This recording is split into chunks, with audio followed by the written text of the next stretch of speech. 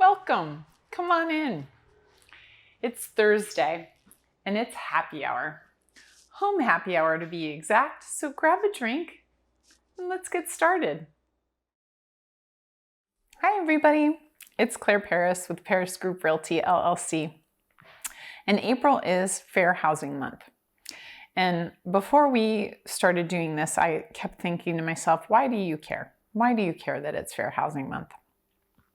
And having been a history major way back in the day, we won't talk about how long ago, I like stories, and stories are what matter to me, and stories make it personal. And so as a woman, first off, I couldn't get my own bank account. I couldn't buy a house.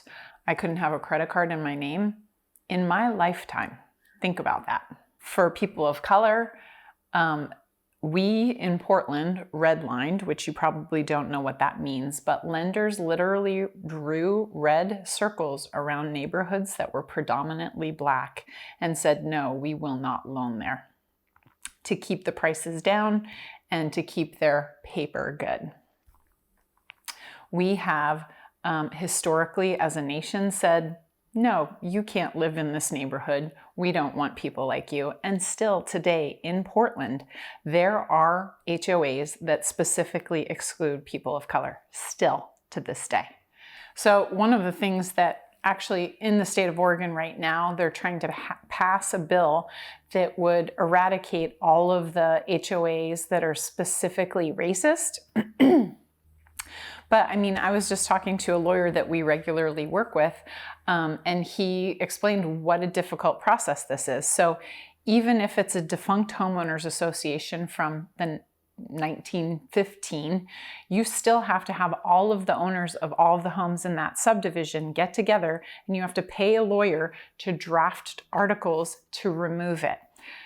And so you think about this, and of course you talk to some people and they're like, oh, it was forever ago, it's just paper.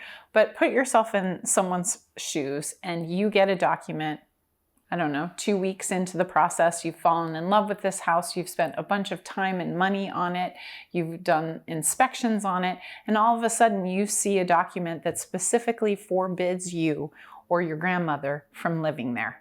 And so you see that document and you think, I don't want to live there.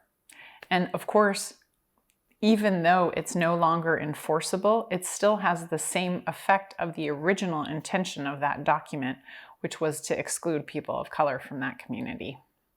So yeah, we've had to have some laws to change things, and still we're not doing that great of a job. So this month, being Fair Housing Month, yeah, you should care, and yeah, you should try to get better informed and know the history of things and be better in your daily life. And obviously, we're going to do that at Paris Group as well. We do a lot of volunteering, we do a lot of work in our neighborhoods, and we'll continue to do so in an effort that maybe at some point people won't even have to talk about Fair Housing Month because it'll actually just be fair. So the question is, what do I do? I'm a white person, what can I do? I'll give you two examples right now. Habitat for Humanity is a great organization. We volunteer with them. Well, before COVID, we volunteered twice a year. Their program is super intense, but it's a fantastic way to give people opportunities to buy homes.